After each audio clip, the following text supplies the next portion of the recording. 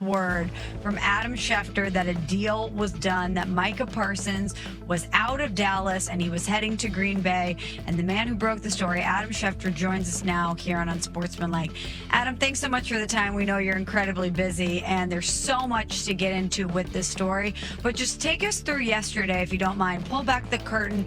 How did we arrive at the place where Jerry Jones and Micah Parsons inevitably reached that divorce that you said could be looming? Yeah, well, good morning, Michelle, Courtney, and Myron. And it was a day that was obviously memorable in many ways. It has been building for weeks. Again, you mentioned the divorce that we talked about on air in August, early in the month. The fact that the sides were headed for a divorce. And it just kept building up, to be perfectly frank. And you kept waiting for there to be a moment where maybe things would turn around the way it did with Terry McLaurin in Washington and Trey Hendrickson in Cincinnati. But it never was going to get there. And I think it wasn't going to get there because what at the root of this was Jerry Jones felt like he had a deal with Micah Parsons back in late March, early April.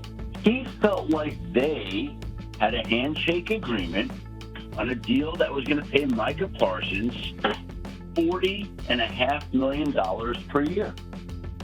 Jerry thought they had a deal. Micah never saw a contract written, but Jerry bought the Dallas Cowboys back in 1989 on a handshake deal for $140 million. There wasn't anything that was written up right away. It took a couple of months to get it all finalized. And Jerry Jones felt like he had the same kind of handshake agreement with Micah Parsons on a deal. And Jerry was never going to offer him more money than that. He had a deal. That to him means something. It was $40.5 million a year, and the numbers on the pass rush kept going up. They weren't going to get there. Jerry wasn't going to give him another deal for $45.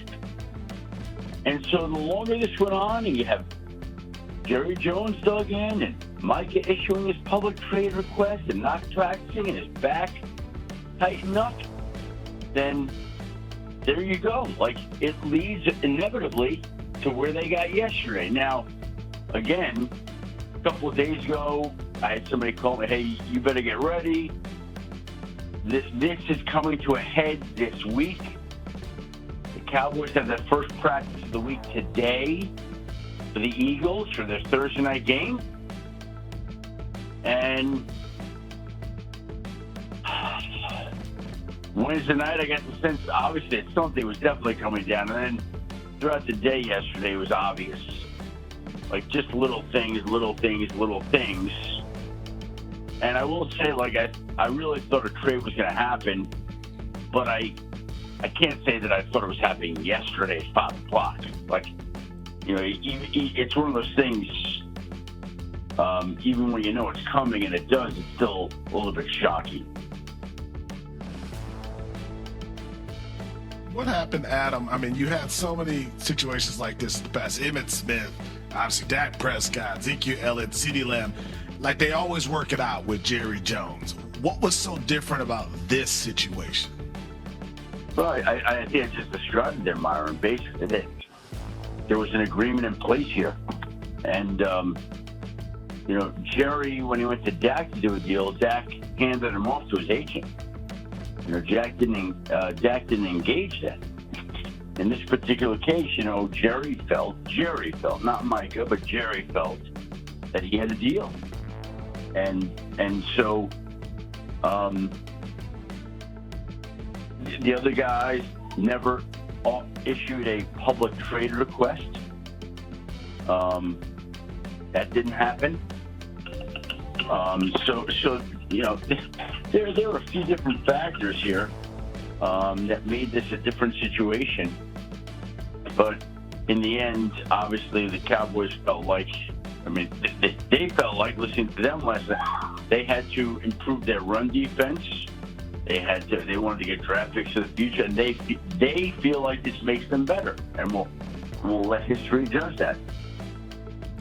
Adam, when we see players reset the market at whatever position, but specifically defensive end, it was Myles Garrett in the spring, $40 million a year, and then it's TJ Watt in July, $41 a year.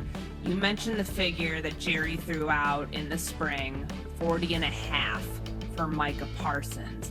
How do we get from 41 though of TJ Watt to $47 million a year? That's not just a $1 million a year. I'm now the highest paid defensive end. There will be somebody else. That's a $6 million increase there. How did that happen?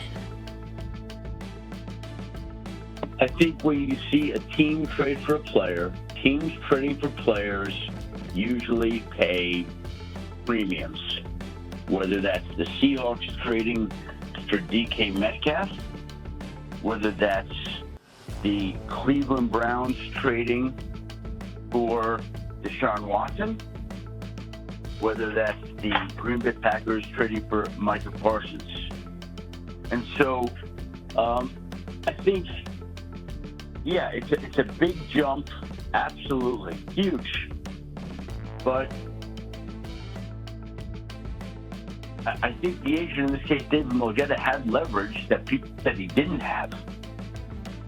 You know, we heard that, Mike has got no leverage. Well, it certainly seems like David Mulgeta had leverage. He had the leverage of a great player. He had the leverage of a player who's had over 12 sacks in each of his first 4 seasons. The only other player ever to do that was Reggie White, who Green Bay also knows a thing or two about. He had the leverage of a team that really wanted him. And again, when you are in that position, you can kind of almost drive it and dictate it. And obviously, you can't tell me that this one wasn't a little bit personal to everybody involved. You can't tell me that. Okay? Yeah, Adam, it definitely feels personal. You wanted Micah for 40.5? I'll show you what I got.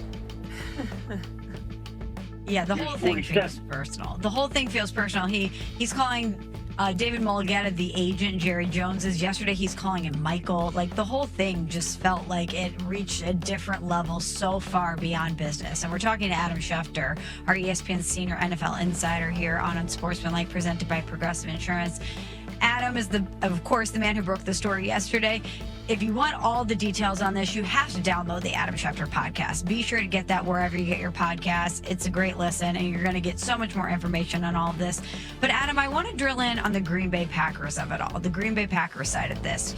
When did it become clear that it was going to be the Packers on the other end of this deal? And why do you think Jerry was keen to trade him within the conference? Why in the NFC and why to the Packers? Well, again, I think I will say this. I heard from numerous executives yesterday asking, why are they trading him in the conference? Like, why would you not trade him to an AFC team? And why would you trade him to the team that has eliminated you from the playoffs the last 3 times you've lost in the postseason? So the last time Dallas made it to the postseason, Green Bay knocked him out. The last 3 times Dallas made it to the postseason, Green Bay knocked. And now you just sent your best player to the Green Bay Packers, when you easily could have sent him to the AFC. You could have done it. Maybe you might not gotten as much, but you know,